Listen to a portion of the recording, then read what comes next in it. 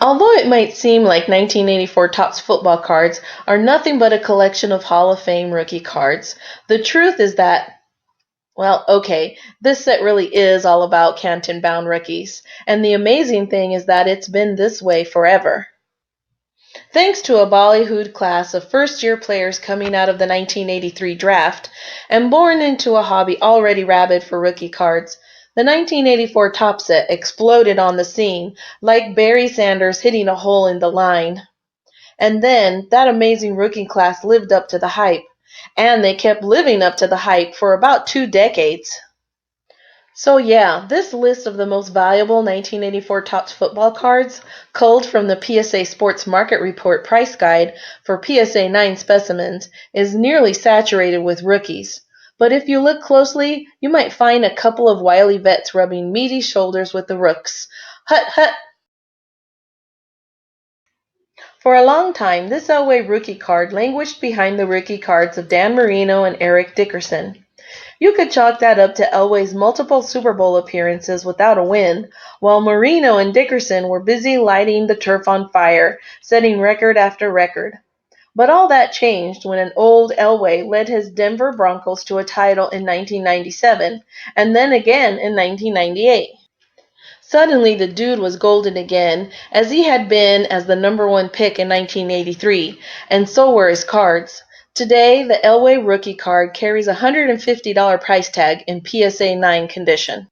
Marino faced some character questions entering the NFL thanks to off-field problems while at Pitt, and he fell to the bottom of the first round of the 1983 draft as a consequence.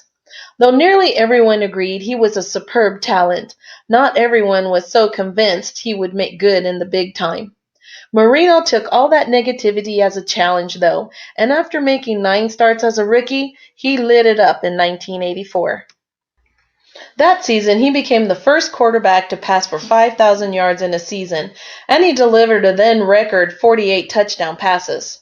He also led the Dolphins to a Super Bowl, where they lost to the San Francisco 49ers.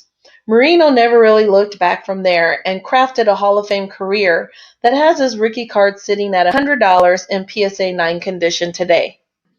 After a long slog with mediocre or worse teams, Walter Payton entered 1984 with a Chicago Bears team that could finally hold their own with most anyone in the NFL.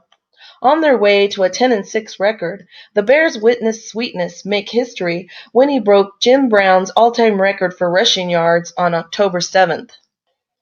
Of course, there had never been any question about Payton's Canton candidacy or his place in the hobby, but all those rushing marks and that Super Bowl 20 title after the 1985 season sure didn't hurt. Today, this 1984 Topps Walter Payton is a $100 card in slabbed mint condition. After a few down seasons to start the 1980s, the Seattle Seahawks turned things around in 1983 to finish 9-7 and make a surprise run for the AFC Championship game. Several factors went into that, such as new coach Chuck Knox and the emergence of quarterback Dave Craig. But the real eye-opener was rookie running back Kurt Warner, who had run for 1,449 yards and scored 13 touchdowns. While not quite the gaudy numbers that Dickerson, see next, was putting up, they were more than enough to establish Warner as a budding superstar. Injury slowed the youngster in 1984, but he bounced back with more than 1,000-yard seasons from 1985 to 88, missing another in 1987 by just 15 yards. Warner ended a steep and rapid decline in the late 1980s, but enough collectors remember his early career rise to keep his rookie card in the $35 range these days in PSA 9. Hinton was the first-round pick of the Denver Broncos, 4th overall, in 1983, but landed with the Colts when Elway decided Baltimore wasn't for him and basically forced a trade of picks. And Hinton did his best to make the Colts faithful feel good about the top 2, entrenching himself on the defensive line for the rest of the decade before starting for the Falcons and Vikings in later stages of his career. Today, Hinton's rookie card is a $30 buy in PSA 9 condition. What Marino did for quarterbacks, Dickerson did for ball carriers, namely set new astounding standards. In Dickerson's case, that meant 1,808 yards as a rookie, to go along with 18 touchdowns. He followed that up with a record 2,105 yards in 1984 and a league-leading 14 touchdowns. All told, Dickerson reeled off 7 straight 1,000-yard seasons to begin his career, split between the Rams and the if not for a quick tail off and an abrupt retirement at age 33, Dickerson would probably own every rushing record there is. As it stands, he's a Hall of Famer with a $30 rookie card that for years sat near the top of the hobby heap. Life can be tough when you spend more than a decade at right guard for moribund teams like the 1970s Buffalo Bills and Cleveland Browns. Aside from the weekly beatings that such a line of work entails, you toil in near total anonymity. None of that fazed Joe DeLamielleure, though. He crafted a Canton case that included 6 Pro Bowl selections and 3 All-Pro honors. Today, his 1984 Topps card hammers down around $20 in PSA 9. Before Howie Long came to your TV set as a GQ NFL analyst and to your movie screen as a sometimes action hero, he spent 13 seasons as a smash-mouth defensive end for the Oakland and Los Angeles Raiders.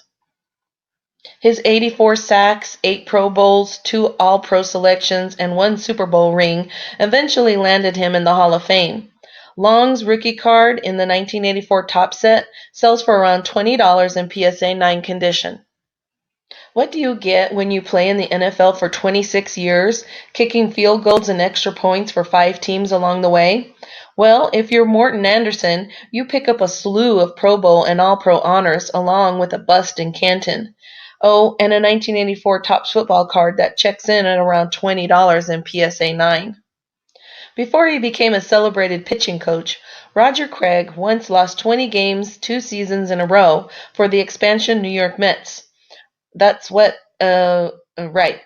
a different Roger Craig. This Roger Craig was the feature back for those great Niners teams in the 1980s, and he ended up with more than 13,000 yards from scrimmage to go along with his 3 rings. Though not yet in the Hall of Fame, Craig's rookie card is still a $20 buy in PSA 9 condition. Greene combined speed and hands to overcome his lack of size, 5'9", 184 pounds, and put together an unbelievable 20-year career with the Washington Redskins.